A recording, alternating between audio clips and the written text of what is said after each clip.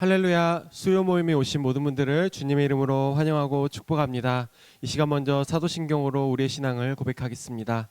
전능하사 천지를 만드신 하나님 아버지를 내가 믿사오며 그 외아들 우리 주 예수 그리스도를 믿사오니 이는 성령으로 잉태하사 동정녀 마리아에게 나시고 본디오 빌라도에게 고난을 받으사 십자가에 못 박혀 죽으시고 장사한 지 사흘 만에 죽은 자 가운데서 다시 살아나시며 하늘에 오르사 전능하신 하나님 우편에 앉아 계시다가 저리로서 산자와 죽은 자를 심판하러 오시리라. 성령을 믿사오며 거룩한 공회와 성도가 서로 교통하는 것과 죄를 사하여 주시는 것과 몸이 다시 사는 것과 영원히 사는 것을 믿사옵나이다. 아멘. 네, 이 시간 함께 우리 찬양하실 때요, 주님의 음성을 듣고 순종하겠다는 그 고백으로 함께 같이 찬양하겠습니다.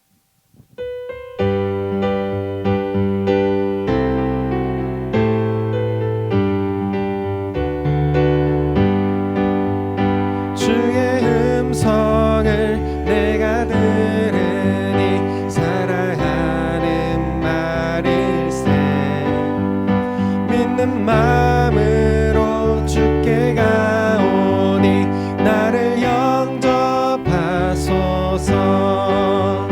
내가 매일 십자가 앞에 더 가까이 가오니 구세주의 나를 정케 하소서. 주여 넓으신 은혜 베푸사 나를 받아주시고 나의 품은 뜻 주의 뜻같이 되게 하여 주소서. 내가 매일 십자가 앞에 가까이 가오니 구세주의 흘린 몸의 피로써 나를 정케 하소서. 주의 보좌로 나아갈 때에 어찌하니 기쁠까.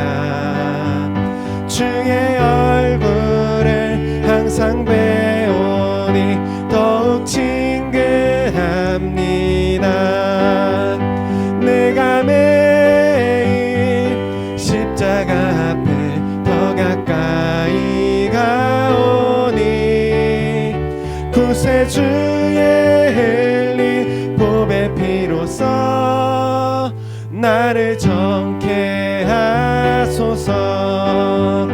우리 구주의 넓은 사랑을 측량할 자 없으며 주가 주시는 참된 기쁨도 헤아릴 수 없도다.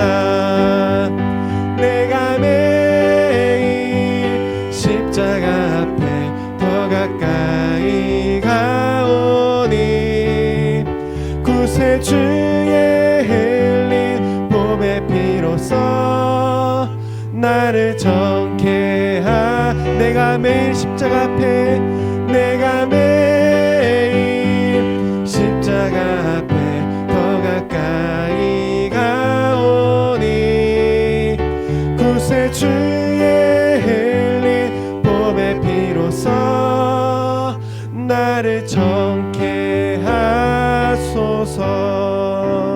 아멘. 날마다 우리를 새롭게 하실 주님을 소망합니다. 우리가 주님을 바라볼 때 하나님의 시선으로 살아가게 될 것을 기대하는 마음으로, 소망하는 마음으로 함께 찬양하겠습니다.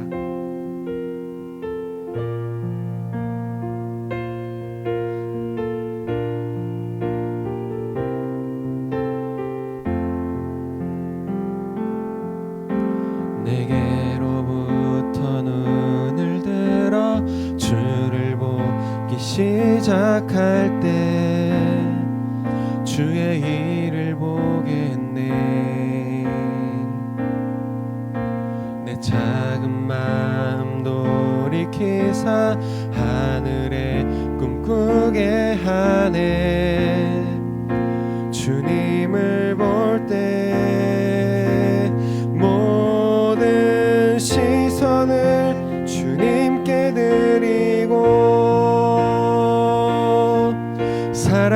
계신 하나님을 느낄 때 내 삶은 주의 역사가 되고 하나님이 일하기 시작하네. 성령이 나를 변화시켜 모든 두려움 사라질 때 주의 일을 보겠네. 황폐한 땅 한가운데서 주님 마음 알게 되리. 주님을 볼 때 모든 시선을 주님께 드리고 전능하신 하나님을 느낄 때 세상은 주의 나라가 되고 하나님이 일하기 시작. 모든 상황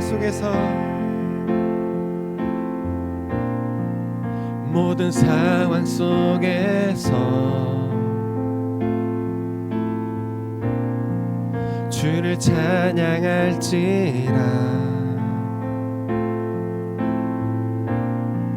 주는 너의 큰 상급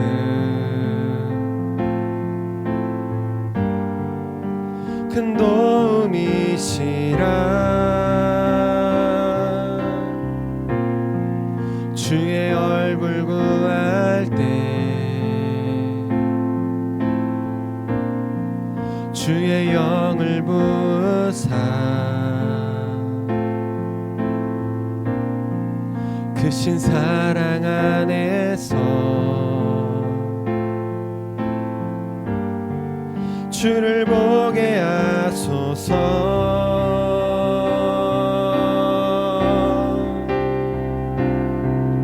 내 영혼이 확정되었사오니 믿음에 눈들어 주를 바라봅니다.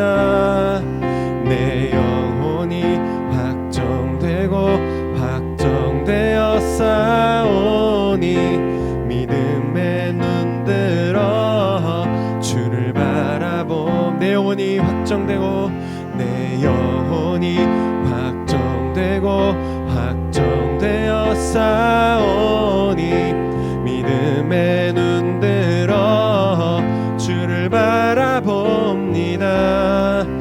내 영혼이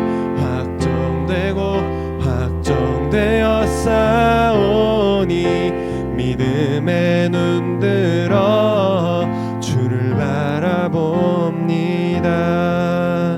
우리 시간 함께 기도하기 원합니다. 기도하실 때 저에게 정말로 주님을 바라보는 믿음의 눈을 열어주시라고, 또 오늘 수요 모임을 통해 우리의 마음을 주님께 확정하기 원한다고 그 고백을 가지고 함께 같이 기도하겠습니다. 같이 기도하시겠습니다. 하나님 아버지, 정말로 주님을 바라보는 믿음의 눈을 주님 열어주시옵소서. 정말로 주님께 저희의 마음을 확정하는 이 시간 되게 하여 주시옵소서.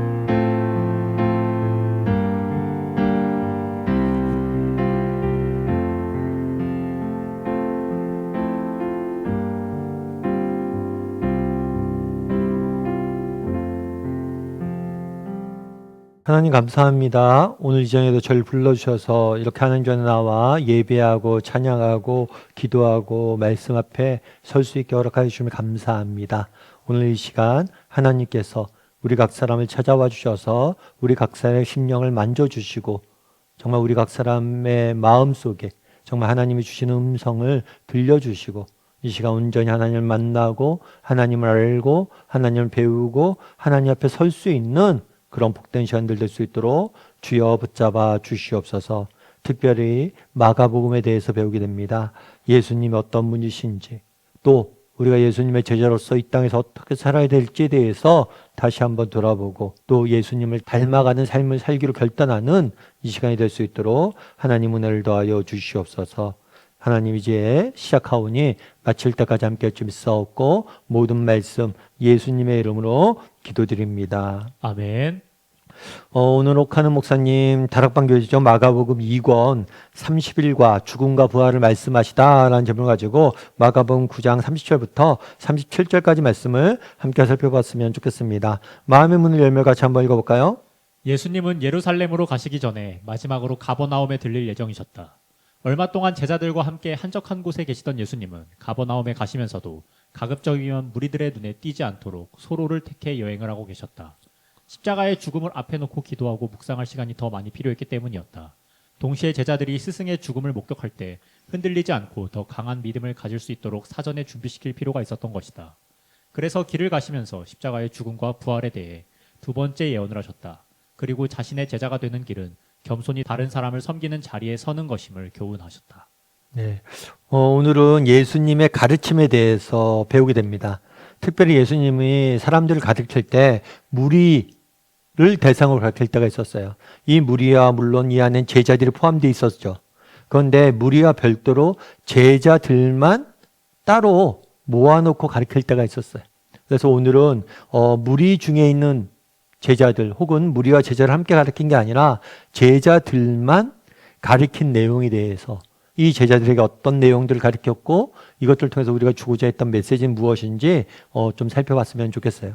그래서 오늘은 제자들에게 가르쳤던 예수님의 가르침을 중심으로 몇 가지 이야기를 좀 나눠보고자 합니다. 1번 문제 같이 한번 읽어볼까요?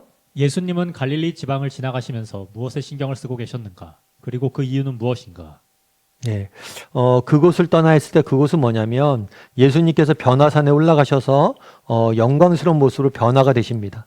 그런 다음에 변화산에 계시다가 마을로 내려오셨죠. 이 마을에 9명의 제자들이 남아 있었어요. 그런데 이 9명의 제자들이 귀신 들린 아들을 고치지 못하고 힘들어하고 있었죠. 그래서 예수님께서 그들을 책망하시고 이 아들을 고쳐주십니다. 그런 다음에 다시 멀러요? 갈릴리 지방으로 지나가고 계셨어요. 아마 갈릴리 지방을 지나서 가버나움으로. 가버나움은 갈릴리 지방에서 전도 여행을 할 때 핵심적인 그런 지역이었어요. 그래서 이거 본부와 같은 지역이었죠. 이 가버나움으로 가는 도중에 일이에요. 가실 때 어떤 일이 있었냐면 예수님께서 아무에게도 알리지 말라고 하시니 아무에게도 말하지 말라 말씀하시고 제자들에게만 가르치시는 말씀이 있었어요. 그러니까 제자들이 예수님이 이 지역을 지나간다는 사실을 사람들에게 알리지 않고 제자들만 데리고 다니면서 말씀을 나눈 거죠. 그런데 그때 말씀을 나눴던 핵심이 뭐냐면 죽음과 부활이 예수님께서 십자가에서 죽으시고 다시 부활하실 것이다 라는 말씀을 제자들에게 해주신 거죠. 여기서 알 수 있는 게 뭐냐면 예수님께서 그날에 갈릴리 지방을 드러날 때 이전까지만 해도 항상 무리들이 따라다녔잖아요. 근데 이 무리들을 따라다니지 않고 제자들만 데리고 가면서 제자들에게만 가르침을 주시는 모습들을 보게 돼요. 아마 여러 가지 이유가 있겠지만 이제 곧 예수님께서 십자가에 죽으실 날이 얼마 남지 않았잖아요. 그래서 지난주에 배웠던 것처럼 제자들의 그런 거죠. 9명 제자들이 귀신을 내쫓지 못하자 그런 얘기를 했잖아요. 야, 내가 언제까지 너희와 함께 있을까? 왜 너희는 아직도 믿음이 부족하냐? 라고 이야기했어요. 예수님께서는 제자들과 영원히 함께 할 수 없음을 알았어요. 함께 할 수 없는데 제자들의 믿음은 어때요 지금요? 너무 연약한 거예요. 그러니까 집중적으로 제자들에게 집중해서 제자들을 좀 더 가르칠 필요성을 느꼈던 것 같아요. 그래서 무리들이 아니라 제자들에게 집중해서 가르치고 있는 모습들을 보게 됩니다. 2번 문제 같이 한번 읽어볼까요? 길을 가시면서 제자들을 가르치신 주제는 십자가의 순환에 관한 것이었다. 예수님이 이것을 언제부터 말씀하셨는지 다시 한번 살펴보라. 예수님이 십자가에서 고난당하시고 부활하실 것이다 라는 말씀을 마가복음에서는 3번에 걸쳐서 가르칩니다. 물론 기록된 것이 3번인데 그 이상이 있을 수 있겠는데 기본적으로 기록된 건 3번이에요. 3번인데 오늘 본문에서는 몇 번째냐면 2번째. 그럼 첫 번째는 언제냐? 마가복음 8장 27절이에요. 마가복음 8장 27절에 보면 이렇게 돼 있어요. 예수께서 예수와 제자들이 빌립보 가이사라 여러 말로 나아갈 때 빌립보 가이사라라는 마을을 지나가고 있었어요. 이 마을을 지나갈 때 예수님께서 제자들에게 물었습니다. 뭐라고 하냐면 사람들이 나를 누구라고 하느냐라고 물어요. 그랬더니 대답하죠. 사람들이 당신을 엘리야라고도 하고 선지자라고도 하고 세례 요한이 부활했다고도 하고 여러 가지 이야기를 합니다. 그랬을 때 너희는 나를 누구라고 하느냐? 사실 예수님은 사람들이 자신에 대해서 어떻게 이해하는지 관심이 없었어요. 제자들이 자신에 대해서 어떻게 이해하는지 관심이 있었던 거죠. 그러자 베드로가 뭐라고 그래요? 주는 그리스도 살아계신 하나님의 아들이시니다 고백을 해요. 그러자 베드로의 신앙 고백이 있죠. 그러자 뭘 가리킨 거예요? 십자가와 부활에 대해서 가르치기 시작한 거예요. 예수님을 메시아로 하나님의 아들로 가르치자, 고백하자 정말 예수님이 하나님의 아들로서 이 땅에서 해야 될 가장 중요한 사역이 무엇인지, 예수님이 행해야 될 가장 중심적인 사역이 무엇인지 가르치기 시작하신 거죠. 그래서 이번이 두 번째로 가르쳤다는 걸 우리가 볼 수가 있어요. 3번 문제 같이 한번 읽어볼까요? 십자가의 순환과 부활에 관한 사실을 제자들에게 가르치실 때 왜 다른 사람들이 없는 시간을 이용하려고 하셨을까? 왜 다른 사람들이 없는 시간을 이용하려고 했을까? 뭐 여러 가지 이유가 있겠죠. 근데 무엇보다도 사실은 그날에 보면 이 십자가 부활을 제자들이 제대로 이해했어요, 안 했어요? 앞서 얘기했던 것처럼 신앙 고백이 있죠. 그런 다음에 예수님께서 십자가와 부활에 대해서 가르칩니다. 십자가에 대해서. 그랬더니 베드로가 어떤 반응을 보였어요? 예수님 안 됩니다. 당신은 그럴 수 없습니다. 라고 고백을 했어요. 이야기를 했어요. 그러자 예수님께서 사다다 물러가라 이야기하죠. 그러니까 그 당시에 십자가의 고난에 대해서 제자들이 제대로 이해하지 못하고 있었어요. 따라서 제자들이 이해하지 못했다는 것을 알고 있어요, 예수님. 한 번 이야기하셨잖아요. 그런데 이해하지 못했다는 걸 알고 있어요. 그러니까 두 번, 다시 한 번 이야기하는 거예요. 다시 한 번. 가르치기 위해서. 그런데 사람들이 많으면 이렇게 집중해서 가르칠 수 있어요, 없어요? 없겠죠. 무리들이 많으면 더 오해하기 쉽겠죠. 그래서 정말 제자들에게 보다 집중해서 이해할 수 있도록, 제자들이 이해할 수 있도록 시간을 주기 위해서, 기회를 주시기 위해서 일부러 그렇게 알렸던 것 같아요. 특별히 무리들, 제자들도 이해 못했는데 무리들이 있으면 더 이해 못했겠죠. 그래서 제자들에게 집중해서 이들에게 이해시키기 위해서 집중해서 가르친 것이 아닌가 싶습니다. 4번 문제 같이 한번 읽어볼까요? 오늘날 많은 그리스도인들이 군중 속에서는 십자가와 부활에 관한 이야기를 많이 듣지만 혼자서는 십자가 사건에 대해 진지하게 묵상하거나 감격하고 회개하며 찬송하는 시간을 갖지 않는 것 같다. 당신은 십자가 앞에서 홀로 예수님과 마주 앉아본 일이 있는가? 그리고 부활의 동산에서 막달라 마리아처럼 다시 사신 예수님을 홀로 만나본 일이 있는가? 네. 우리가 설교 때나 뭐 이렇게 설교 때나 아니면 다른 뭐 찬양할 때나 예배 드릴 때나 이런 속에서 우리가 십자가와 부활에 대해서 많은 이야기를 듣습니다. 그런데 혼자서 조용히 십자가 사건에 대해서 묵상하거나 또 그것들에 대해서 감격했거나 회개했거나 찬송했던 시간들이 있는지, 이렇게 내가 예배 때나 많은 사람들한테 들은 이야기가 아니라 내가 스스로 십자가 사건에 대해서 묵상하거나 감격하거나 회개했거나 찬송했던 시간이 있는지 한번 나눠보세요. 이런 경험들을 했던 적이 있는지. 개인적으로 십자가의 부활과 또 십자가와 부활에 대해서 묵상하고 그것들을 깊이 깨달았던 경험이 있는지, 한번 묵상했던 경험이 있는지 한번 나눠봤으면 좋겠어요. 언제 이런 경험들을 했는지, 또 그리고 이런 경험들을 통해서 얻었던 유익은 무엇인지 한번 나눠봤으면 좋겠어요. 사실 이게 우리가 십자가와 부활 이런 이야기를 많이 듣잖아요. 우리는 십자가 부활에 대해서 예수님께서 우리를 대신해 죽으셨습니다. 4일 만에 살아나셨습니다. 이 이야기를 너무 많이 들어요. 그래서 내가 잘 알고 있다고 생각해요. 그런데 실제로 그렇지가 않아요. 어떤 제가 아는 목사님이 계신데 그 목사님이 이제 암에 걸리셨어요. 암에 걸려서 정말 암 수술하고 항암 치료하고 너무 힘들었다는 거예요. 그런데 그 목사님이 그런 얘기를 하더라고요.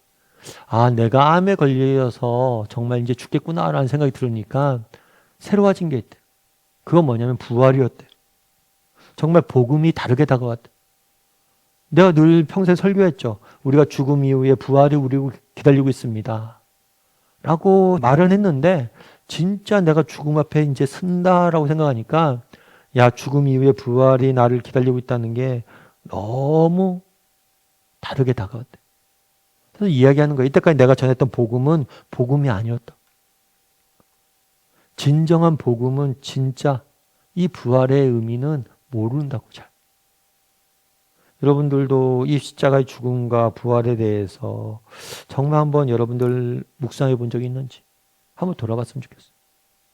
그리고 특별히 정말 이 십자가의 고난과 이 부활을 묵상하는 것이 정말 묵상해 본 경험이 있는지. 사실 그렇잖아요. 우리가 이 땅에서 정말 힘들고 어려운 시기들이 있죠. 괴로운 날들이 있죠.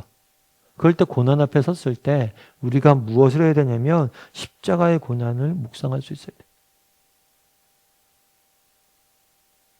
아, 예수님이 정말 얼마나 힘드셨을지. 그래서 이 십자가의 고난을 묵상하다 보면 내가 오늘 지고 있는 고난이 가벼워짐을 느껴요. 이게 참 신기해요. 그런데 그래. 어떤 목사님 제가 책을 읽는데 그런 얘기를 들어. 이 목사님이 이제 선교사님이죠. 선교사 나가서 이렇게 너무 평생 고생을 했어요. 근데 여러분들이 선교지를 안 나가서 잘 모르지만 진짜 복음이 생짜 없는 그 선교지에 가서 평생 목회하는 게 쉽지가 않습니다. 평생에도 몇 명 구원은 못해요. 몇 명 전도를 못해요. 진짜 예수 믿는 사람 한 명 만들기가 쉽지가 않아요. 그런데 가끔 그러다 보면 회의가 들기도 하죠. 어려움이 들기도 하잖아요. 야, 이게 무슨 의미가 있는가? 그런데 어느 날 성경을 읽다 보니까 그런 생각이 들었대요. 예수님의 생애를 묵상하는데 예수님이 생각해 보니까 가장 작은 교회 담임 목사님이셨대요. 우리식으로 얘기하면. 왜냐하면 예수님은 12명의 제자밖에 없었잖아요. 성도가 12명이 있는 교회를 담임한 거랑 똑같더라는 거예요. 그런데 그 12명에게 그 평생을 다 거신 거예요. 예수님이 12명의 평생을 거시고 그 속에서 한 명은 또 배신에 떠나고 마지막 순간까지 예수님이 죽을 때 아무도 남아있지 않았는데 그런 걸 생각해 보면 자기는 예수님보다 훨씬 더 많은 사람들이 주변에 있다는 거. 여러분 정말 우리가 왜 고난과 역경 앞에서 무너집니까? 어쩌면 십자가의 고난을 우리가 묵상하지 않기 때문일지 모릅니다. 아니 우리가 왜 삶을 살면서 정말 뭐라고 할까? 삶의 의미를 잃고 삶의 기쁨을 잃어버립니까? 어쩌면 신기하게도 십자가와 부활에 대해서 묵상하거나 정말 그것들을 정말 진심으로 정말 나의 것을 받아들이지 못하고 있기 때문일지 몰라요.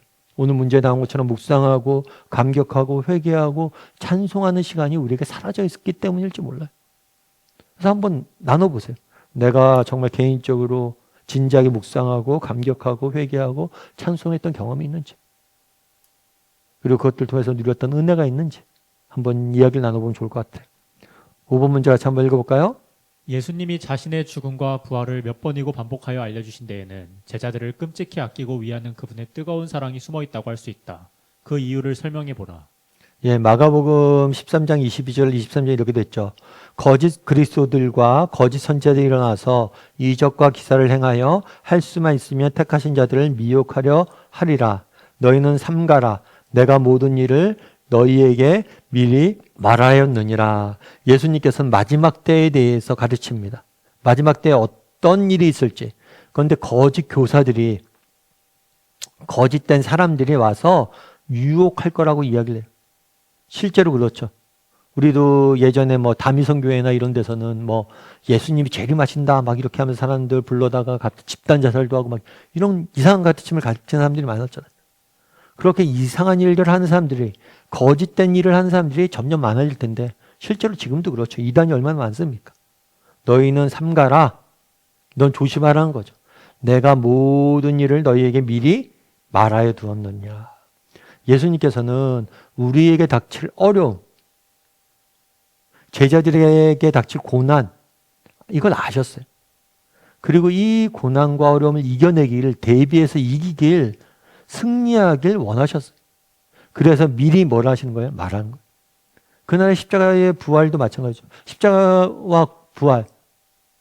지금 제자들이 얘기해도 얘기 듣나요? 안 나요? 못 들어요. 얘기해도 못 알아들어요. 그러면 얘기들을 나중 되면 알겠지. 때 되면 다 알겠지. 이렇게 생각하지 않아요. 그렇겠죠. 나중에 부활하신 예수님 만나면 무슨 뜻인지 다 알겠죠. 그런데 나중에 다 알겠지 하고 넘어가지 않아요. 미리 뭐라는 거예요? 알려주시길 원하는 거예요. 지금 못 알아듣잖아요. 알아듣지 못하거든요. 그럼에도 불구하고 알려주길 원하는 거예요. 우리도 자녀들도 마찬가지잖아요. 자녀들 막 이렇게 잔소리를 왜 합니까? 잔소리할 때 그런 거잖아요. 야, 그렇게 살다가 나중에 어떻게 되려고 그래? 뭐 그렇게 이야기하면 알아듣습니까? 그럼에도 불구하고 뭐예요? 얘기하잖아요. 왜 얘기해요? 마음 때문이잖아요. 아껴서, 아끼는 마음 때문에 그러잖아요. 요한복음에서도 마찬가지. 요한복음에 이제 최후의 만찬 때 예수님이 십자가의 죽음을 앞두고 마지막으로 제자들과 저녁 식사를 나눕니다. 그때 어떤 이야기를 했냐면 지금부터 일이 일어나기 전에 미리 너희에게 일러두면 일이 일어날 때 내가 그인 줄 너희로 믿게 하라 함이라. 지금부터 일이 일어나기 전에 미리 너희에게 알려두면 십자가의 고난이나 죽음을 앞두고 미리 알려두는 거예요. 왜요? 내가 누군지 너희의 믿음이 흔들리지 않게. 십자가의 고난을 당하고 예수님이 십자가에 죽으세요. 그런데 너희가 미리 알고 정말 믿음이 흔들리지 않았으면 좋겠다는 거예요. 두려움에 사로잡히지 않았다면 좋겠다는 거예요. 스승의 죽음 앞에 두려워하지 말라는 거예요. 믿음이 흔들리지 않도록. 그래서 정말 왜 이렇게 자주 말씀하시냐. 그만큼 제자들이 못 알아먹었기 때문에 정말 그들이 알았으면 좋겠다는 마음이 있었던 거고 그들이 정말 믿음으로 그 어려움들을 이겨내기 위한 마음이 있어서 이렇게 가르친 것을 우리가 보게 되는 거죠. 그래서 우리도 마찬가지. 우리도 정말 배워야 돼. 정말 성경이 미리 다 알려주길 원하세요. 미리 다 알려주길 원하세요. 그래서 우리가 배워야 되는 거예요. 정말 우리가 성경을 배우고 정말 성경을 알면 우리가 승리할 수 있는 거예요. 세상 삶 가운데. 우리 6번 문제 같이 한번 읽어볼까요? 제자들은 예수님의 말씀을 듣고 어떤 반응을 보였는가? 당시 제자들의 관심은 어디에 쏠려 있었는가? 그러나 제자들이 이 말씀을 듣고 뭐 했다고 그랬어요? 깨닫지 못했어요. 십자가와 부활에 대해서 계속 이야기하는데 이거에 대해서 이해하지 못했어요. 왜 이해하지 못했을까요? 그들이 가지고 있었던 기대, 그들이 가지고 있었던 바램, 그들이 갖고 있었던 생각과는 다르기 때문이에요. 뭐냐면 그들은 그렇게 생각하죠. 메시아가 온다. 그럼 메시아가 오면 어떻게 되냐? 이 땅에 하나님 나라를 건설할 거다. 이 땅에 정말 악이 패배하고 정의가 세워지고 승리하고 정말 영원한 하나님 나라가 세워질 것이다. 승리할 거다 우린. 이 생각을 하고 있었던 거예요. 그런데 예수님 갑자기 죽겠다니까 이해할 수 없죠. 죽음은 모두의 끝이잖아요. 죽음도 이해 못하는데 부활을 어떻게 이해하겠습니까? 그래서 깨닫지도 못하고 묻기도 두려워했어요. 묻는 것조차 그거에 대해 계속해서 이야기하는 것, 자기들이 모른다는 것에 이해하기 어렵다는 걸 얘기하는 것조차 두려워했다고 그래요. 그래서 이제 결국에 어디 갔냐면 가버나움에 갔어요. 그런데 가버나움 가는 길에 어떤 게 있었냐면 제자들끼리 토론을 한 게 있어요. 다툰 게 있어요. 너희들 가버나움에 오는 길에서 무엇 때문에 토론했냐? 물었어요. 근데 사실 이 질문은 몰라서 물은 게 아니죠. 예수님은 아셨어요. 근데 그들의 입으로 대답하고 확인하기 위한 거예요. 그랬더니 그들이 뭐예요? 잠잠했다라고 이야기해요. 왜 잠잠했을까요? 누가 크냐? 라는 싸움을 했기 때문에 그래요. 여기서 우리가 알 수 있는 게 뭐냐면 그들은 왜 누가 크냐에 대해서 이야기했을까요? 앞서 생각했던 거죠. 그들은 지금 어떤 기대를 갖고 있는 거예요? 이제 예루살렘에 들어가면 하나님 나라가 세워질 거야. 예수님이 정말 왕이 되실 거야. 그러면 그 예수님의 가장 가까운 최측근은 누가 될 거냐? 그 왕이 되면 그 나라를 세운 가장 큰 공로는 누구에게 있냐? 누가 더 그 나라가 되면 큰 자가 될 것이냐. 그러니까 이 제자들의 관심은 십자가의 패배가 아니라 정말 승리에 관심이 있었고 승리 이후에 관심이 있다 보니까 뭐예요? 누가 크냐는 이런 논쟁이 일어난 거죠. 그래서 그들의 관심은 이 땅의 것들에 있음을, 이 땅에서 승리에 있음을 우리가 보게 되는 거죠.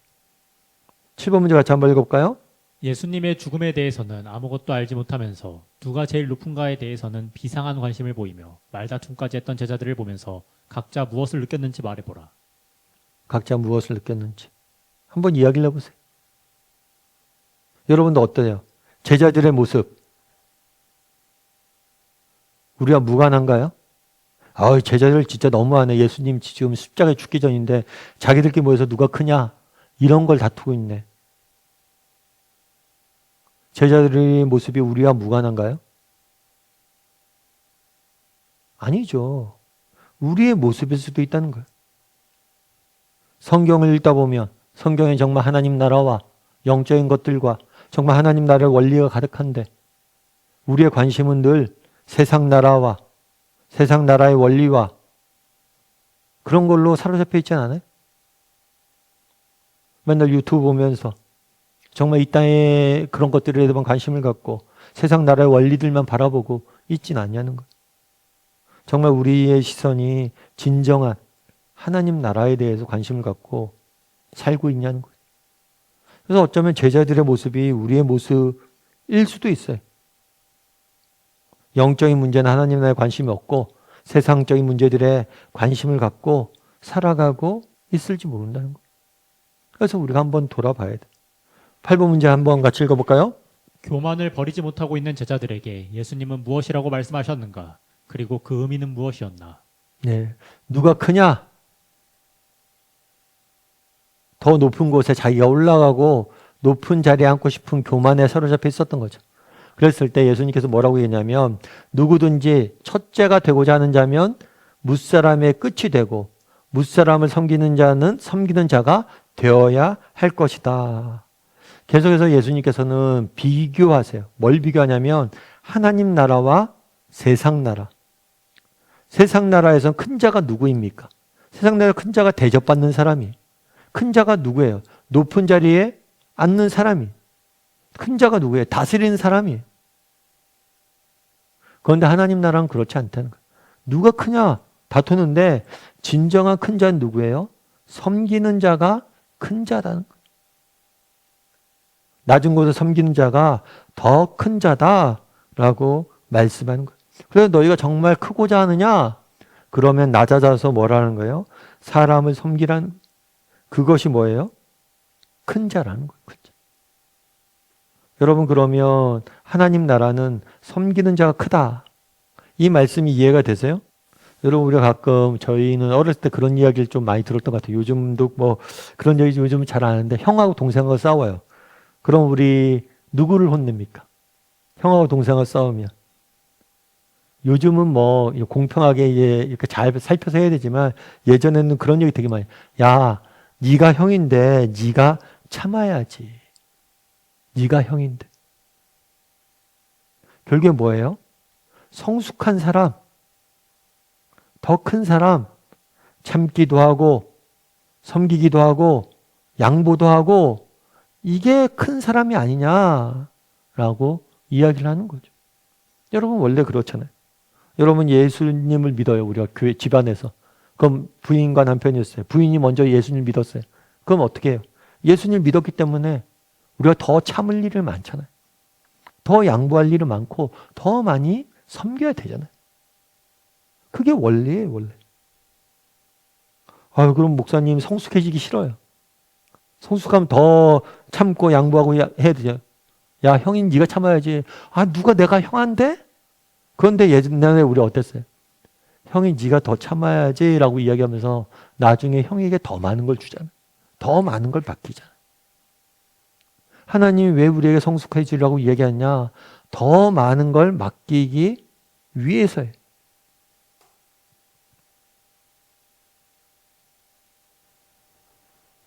여러분 우리가 성숙해져야 됩니다. 그게 하나님 나라의 원리예요. 성숙한 자가 뭐예요? 더 많이 섬기고 더 많이 양보하고 더 많이 참는 거예요. 여러분 그게 원리예요. 하나님 나라 원리. 우리 교회에서도 마찬가지야. 뭐 다락방 내에서 교회 내에서 뭐 갈등이 없으면 좋겠죠. 그런데 갈등이 있을 수 있어요. 그런데 갈등이 생겼을 때 목소리 높이고 더 많이 뭐 자기 거 챙기려고 그러고 그거는 어린 사람이라고 우리가 얘기하잖아요. 큰 사람 어때요? 양보하고 참죠. 말도 누가 막 설쳐서 막 얘기하면 아유 어리니까 저런가 보다. 여러분 성숙한 사람이 돼야 돼. 큰 자가 돼야 돼. 큰 자가 뭘 한다고요? 섬기고 참고 양보하는 거예요. 그게 하나님 나라의 원리. 왜요? 아, 나 그렇게 형 되기 싫고 성숙한 사람 되기 싫어요. 아니요. 그렇게 성숙해졌을 때 하나님이 주시는 은혜가 있어요. 그건 100%예요. 낮은 자는 높여줄 것이고 정말 하나님이 채워줄 것이다. 흔들어 넘치게 줄 것이다 약속하셨잖아요. 그래서 여러분들 정말 하나님 나라의 원리를 안 사람인지 우리가 돌아봐야 돼. 9번 문제 같이 한번 읽어볼까요? 37절의 말씀을 쉽게 정리해보라. 마음이 교만한 사람은 보잘것없는 어린아이를 영접하기가 매우 어려울 것이다. 당신은 어린아이를 예수님을 위해 섬길 수 있는가? 어린아이의 말이라도 옳은 말에는 귀를 기울이고 순종할 수 있는가? 어린아이의 영혼이 천하보다 귀하다는 것을 인정할 수 있는가? 36절, 37절은 이렇게 돼 있죠. 어린아이 하나를 데려다가 그들 가운데 세우시고 안으시며 제자들에게 이르시되 누구든지 내 이름으로 이런 어린아이를 영접하면 곧 나를 영접함이요 누구든지 나를 영접하면 나를 영접함이 아니요 나를 보내신 이를 영접함이니라 이렇게 이야기를 해요. 이 어린아이를 데려왔는데 그 당시에 어린아이는 뭐예요? 굉장히 사회적 약자예요. 요즘은 뭐 어린아이에 대해서 보호해야 되고 사회의 약자에 대해서 보호해야 된다 그런 생각들이 있지만 그 당시에 그러지 않았어요. 어린아이 같은 경우에는 정말 사회적 권리도 없고 자신을 보호할 힘도 없고 정말 사회적 약자로서 많은 핍박과 학대를 당했던 사람. 그런데 그 사회적 약자고 그 소외된 사람을 가운데 세우는 거죠. 그런데 뭐라고 얘기했냐면 이 한 명을 영접하면 나를 영접한 거고 나를 영접하면 나를 보내신 이를 영접한 거다. 이게 되게 중요한 논리예요. 그건 뭐냐면 세상 종교들 중에서는 뭐 사회적 약자를 도와야 된다. 이런 이야기들이 있죠. 세상 철학 중에서도 약자를 도와야 된다 이런 생각이 있어요. 그런데 이걸 동일시라거든요. 사회적 약자를 누구와 하나님이 자신과 동일시하는 거예요. 이거는 기독교만이 갖고 있는 독특한 특징이에요. 사회적 약자를 돌보면 나를 돌본 거고 나를 갚아줄 것이다.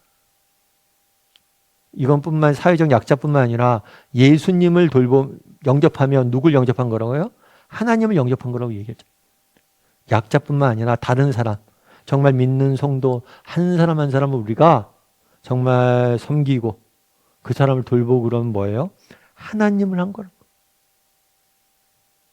그래서 하나님이 모든 걸 갚아줄 거라고. 이건 기독교만이 갖고 있는 독특한 특징이라고 할 수가 있어요. 그래서 여러분들이 한번 점검해 봤으면 좋겠어요.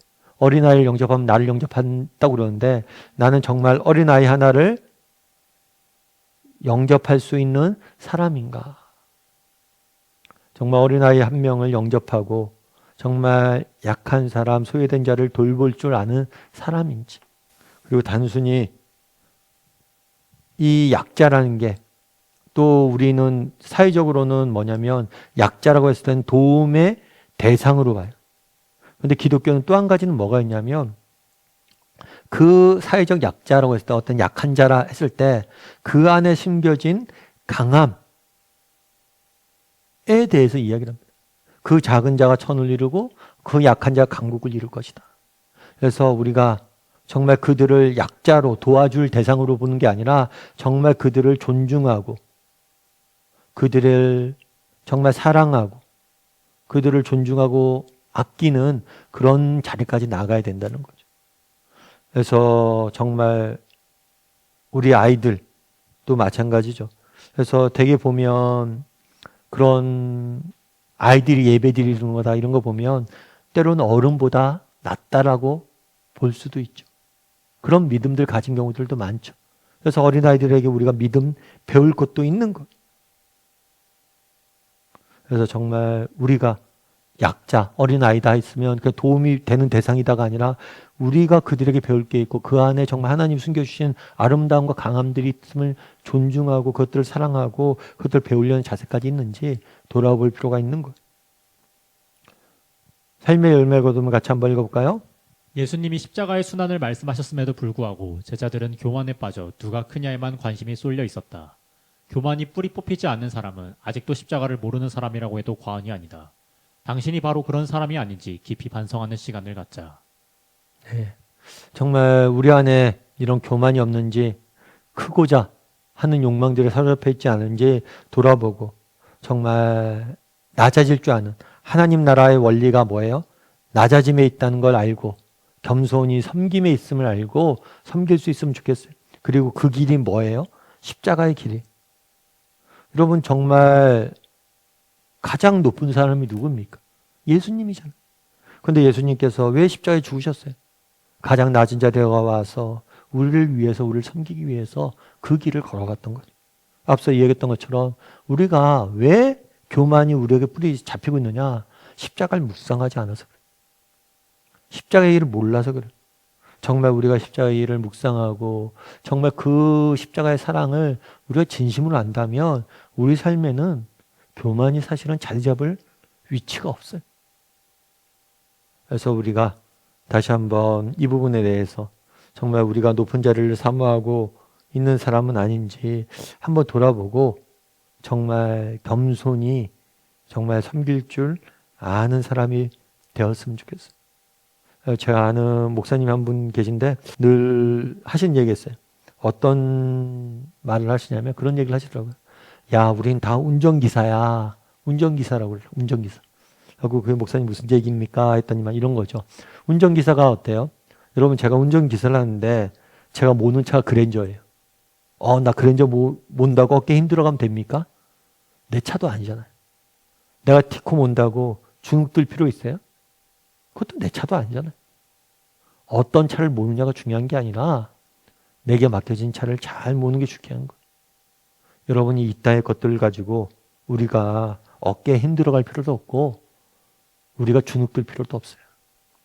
이따의 것들 가지고 높아질 필요도 없고요. 낮아질 필요도 없어요. 우리 다 운전기사예요. 내 거 아니에요, 다. 그런 마음을 가져보세요. 정말 제가 그 얘기 듣고 되게 공감이 되더라고요. 여러분, 우리가 정말 교만해질 일이 없습니다. 정말 이 세상의 것들 가지고 교만해지거나 그런 것들 자랑하지 않았으면 좋겠어요. 우리가 오직 자랑해야 할 것은 십자가 하나밖에 없습니다. 내가 십자가 위에 예수님을 좀 더 닮아가는 것. 그것만이 우리가 자랑할 일이. 그걸 기억하고 또 살아가는 한 주간이 되었으면 좋겠습니다. 우리 함께 기도했으면 좋겠는데요. 기도하실 때 오늘 말씀 기억하면서 기도했으면 좋겠습니다. 그날에 예수님께서 십자가와 부활에 대해서 말씀하십니다. 정말 우리는 얼마나 그 예수님의 십자가와 부활에 대해서 정말 묵상하고 찬송하고 감격하고 정말 그 개인적으로 그렇게 십자가 앞에 나아가는지 돌아보게 해달라고. 개인적으로 십자가에 대해서 묵상하고 그로 인해 찬양하고 찬송하고 십자가 위에 예수님을 바라볼 줄을 아는 사람도 되게 해달라고. 그런 시간들이 우리에게 필요합니다. 십자가 위에 예수님을 개인적으로 만날 수 있게 해달라고 기도했으면 좋겠습니다. 그날의 제자들이 누가 크냐라는 다툼을 하는 모습들을 보게 됩니다. 혹시 우리에게도 그런 모습들은 없는지 이 땅의 것들로 정말 운전기사인데 내가 그랜저를 탄다. 그래서 정말 교만해지고 티코를 탄다. 그래서 주눅 들고 그렇게 살아가고 있지는 않은지 이 땅의 것들을 가지고 누가 높냐로 교만해지고 다투고 있지는 않은지 돌아보고 정말 우리가 바라봐야 될 하나님 나라를 바라보게 도와달라. 그리고 무엇보다도 우리가 하나님 나라에서 큰 자가 될 수 있도록 우리가 섬기고 양보하고 또 돌보고 그런 사람이 되게 달라고, 섬기는 자가 큰 자라는 사실을 기억하고 섬길 줄 아는 사람이 되게 달라고 이 시간 오늘 말씀 기억하면서 한 목소리로 같이 기도하도록 하겠습니다. 같이 기도하시겠습니다.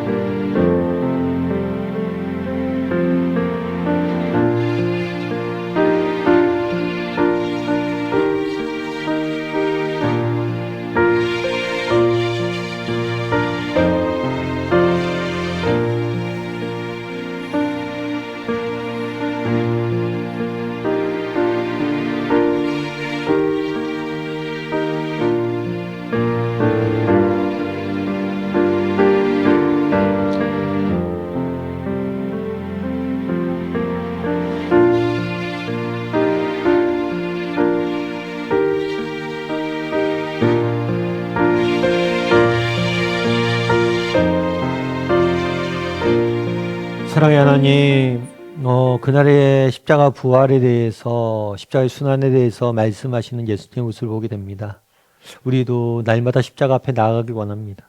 십자가 위에서 예수님께서 어떤 길을 걸어가셨는지 묵상하고 배우고 찬송하고 이로 인해서 감격하고 기뻐할 줄 아는 우리 모두가 될 수 있도록 주여 은혜를 더하여 주시옵소서. 아버지, 우리가 너무나 십자가로부터 멀어졌습니다. 십자가를 너무나 잊고 살았습니다. 십자가를 우리 인생의 많은 문제에 답이 있음을 기억하고 십자가 앞에 날마다 나아가는 우리 모두가 될 수 있도록 주여 은혜를 더하여 주시옵소서. 아버지, 그날에 누가 크냐로 다투는 모습들을 보게 됩니다. 우리에게는 이런 모습이 없는지 돌아보게 도와주시고 하나님 나라는 큰 자가 섬기는 것이다, 이 사실을 기억하고 늘 섬기고 양보하고 정말 돌보고 서로를 위할 줄 아는 사람들이 될 수 있도록 주여 은혜를 더하여 주시옵소서. 아버지 하나님, 우리는 운전기사에 지나지 않습니다. 정말 이 땅의 것들로 인해서 교만에 빠지거나 이 땅의 것들로 인해서 정말 주눅들지 않게 도와주시고 정말 그리스도의 사랑, 십자가로 인해서 십자가만을 자랑하고 십자가만을 닮아가고 그것들만을 추구할 줄 아는 우리 모두가 될 수 있도록 주여 은혜를 더하여 주시옵소서.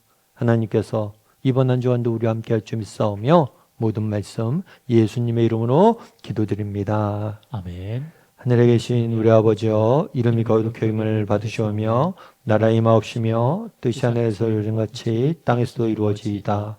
오늘날 우리에게 위한 양식을 주옵시고 우리가 우리에게 죄 지은 자를 사하여 주는 것 같이 우리의 죄를 사하여 주옵시고 우리를 시험에 들게 하지 마옵시고 다만 에서 구하옵소서. 대개 나라와 권세 영광이 아버지께 영원히 쌓옵나이다.